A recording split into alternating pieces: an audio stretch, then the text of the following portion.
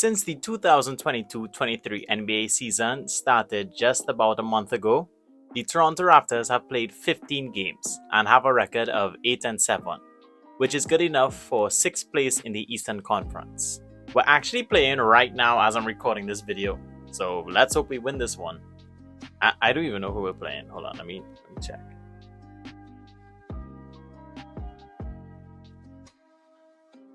Oh, we're playing Miami.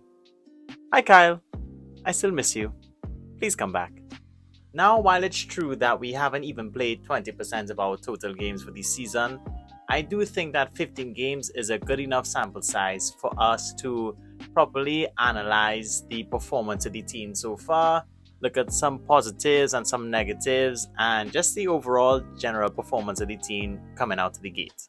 But before we hop into the video, guys, as always, please remember to give this video a like, share with anybody you want to, and subscribe to the channel. I'll greatly appreciate any support you're willing to give. And as always, please remember to give me a follow on TikTok and Instagram at SportsButCasually. Both links to my social medias will be in a link tree in the description below. So yeah, feel free to check it out. Now let's hop in and see how the Raptors have been doing so far. We can't talk about the Raptors season so far without addressing the elephant in the room. All the injuries. The Toronto Raptors have been bitten by the injury bug multiple times this season, which has resulted in a lot of our key players missing time. As of right now, the Raptors currently have 5 players who are out due to injury. Pascal Siakam, Precious Achiuwa, Fred VanVleet, Gary Trent Jr., and Otto. And that's not even taking into consideration the guys who missed time at the beginning of the season due to injury, like Otto and Chris Boucher. Fred VanVleet missed some time during the season. Scotty missed the game. We've had a rough go of things. All those injuries have affected our performance this season, which is reflected in our record and in our stats. But hey, injuries are part of the sport. And I do think this team has done a very good job adopting the next man up mentality. But let's be real, they didn't really have a choice. If taken at surface level, 8-7 is an average record. We're barely over 500. We are a horrible road team. And we have yet to string together a meaningful or long winning streak. But that is just looking at things at a glance. So let's dive deeper, shall we? Coming into the season, we all had a general idea of what the Toronto Raptors would be under Nicky Nurse. We're a team that's going to force turnovers, crash the offensive glass, play hard, and get out in transition. And so far this season, we've done just that, plus a little bit of extra stuff. Through 15 games, the Toronto Raptors are doing exactly what you would expect.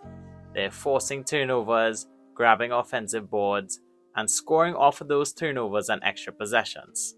We're either top 10 or lead the league in those types of categories, like steals, blocks, offensive rebounds, points off turnovers, opponents' turnovers, fast break points, and second chance points. You know, just general Raptors basketball.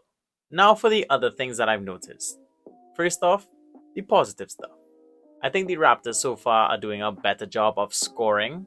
I think it's mainly due to the offensive jump that both Pascal and OG have taken this season. And yeah, you know, our half-court offense is nothing to write home about at all. But I am seeing small improvements, especially with the ball movement. I also think there's slightly less isolation plays. Emphasis on slightly, but I think due to our better bench this season and the overall shot-making ability of this team, we are seeing, more passes being made and finished, which is, resulting in better assist numbers for our guys. However, this is still a small sample size.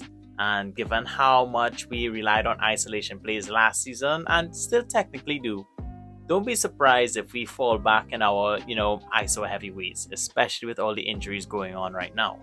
I have seen a very big improvement with our blocks and our general defense in the paint. I do think that could be credited to Christian Koloko, who has been a very impressive rookie this season.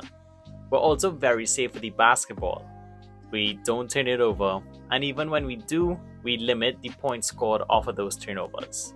And while everybody in the team is generally safe with the ball, I do think this is mainly due to Fred and him just being super smart with the ball in his hand, making all the right passes.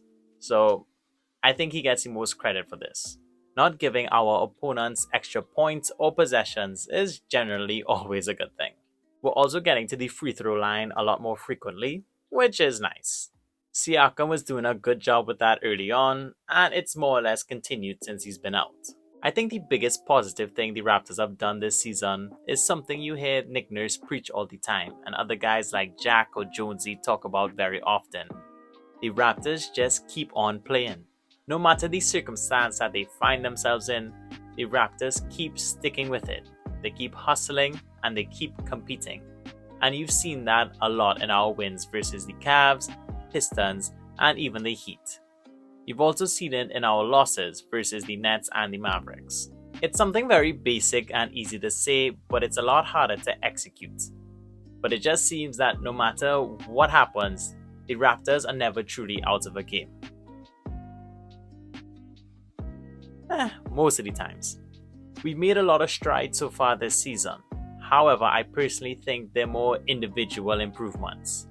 It's very hard to get a read on a team's overall improvement when half of them are injured and not playing. Now, as always, there are some negative things that we've noticed this season, which are kind of mainly more like rollovers from last season, if I'm being honest. First off, for a defensive-minded team that we are, we do allow our opponents to score way too easily for my liking. Yeah, I know we're top 10 in terms of opponents' points per game. I think the exact number is like 109. But it's a very efficient 109, which is very strange to me because the Raptors do a very good job limiting areas in which a team could score on them. For example, fast break points, second chance points, and points off turnovers. Because like I said before, the Raptors are very good in terms of taking care of the basketball. But that means we're just letting teams score on set plays and general half-court offense. Very easily, might I add. Our opponents are hitting almost 48% of their shots on us, which is absolutely no bueno. And even though I said earlier we made some strides in terms of our scoring, we are still struggling to score efficiently. Which, I mean, isn't really a surprise for us anymore at this point. Although we've improved in our half-court offense, we still have a long way to go. And our general percentage from the field and from three-point land aren't really that good. However, I'm fairly confident that if we had all of our guys throughout this opening stretch, that those numbers would have looked a lot better. Especially Siakam, as he was on an MVP form before he got hurt. But I think the biggest thing that grinds my gears throughout this season so far, and I'm sure you guys have noticed, is that the Raptors just seem to coast a lot during games.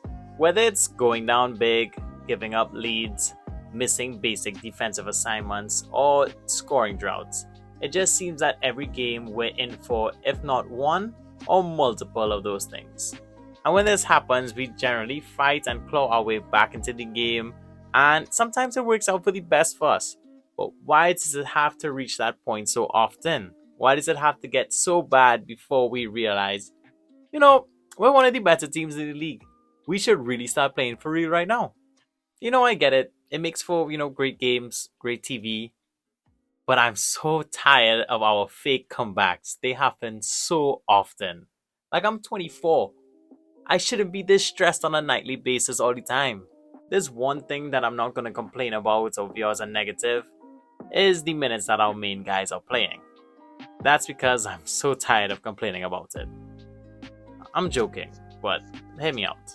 Look, obviously I'm still not a fan of the amount of minutes Nick Nurse is playing his main guys. However, one night I was listening to is either the Raptors show or Raptors Tonight, and one of the guys, who I can't remember at the moment, basically said, look, it's Nick Nurse's job to win games, and if he has to play those guys 40 minutes a night, he'll do so, because that's what it takes to win. Or something so. Which makes a lot of sense because, let's face it, Nurse would be unemployed right now if he didn't win any games. Masai Ujiri did not mention winning 26.4 million times during Media Day for no reason. He obviously loves winning and wants to win. Nick Nurse wants to win. The team wants to win. I want the Raptors to win, and I'm sure you want the Raptors to win. So, by any means necessary, right? Now, in terms of analyzing the players so far this season, I think I'm going to do that in a separate video, probably before the All-Star break. It's just hard for me to get a read on most of the guys since a lot of them have been banged up and are currently missing time. Overall, the Toronto Raptors are a good team that has just had horrible luck with injuries.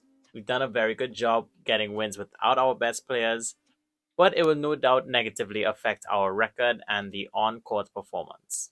But all things considered, it could be a lot worse. So let's count our blessings. Let's just hope that Precious, Pascal, Fred, Gary, and Otto come back sooner rather than later, and they remain healthy for the entire season. And that's how the Raptors have performed in their first 15 games of the season. Up and down, but come on, it's the Raptors. We're gonna fight through it no matter what. Thank you so much for watching the video, everybody. I hope you all really enjoyed it. As always, remember to give it a like, share with anybody you want to, and subscribe to the channel. And always give me a follow on Instagram and TikTok at SportsButCasually. Both links in my link tree in the description below. I recommend you all check out my Instagram as I'll be dropping my NFL positional rankings halfway through the season. That will be out around the same time as this video comes out. And in the following weeks, I will be dropping my first quarter NBA positional rankings. You don't want to miss that, so follow me on Instagram so you don't have to. But anyway, guys, that is the end of this video. Thank you so much for watching, and I shall see you all next time. Later.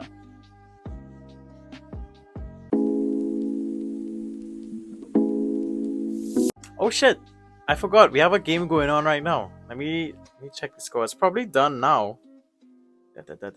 Let's see how we did. Hey, we beat the Heat. Let's go. 9-7. Alright, that's not too bad. Thank God. Hey, and VanVleet's back for this game. So, he's probably relatively healthy. And OG dropped 32. You love to see it. And in this video on a very positive note.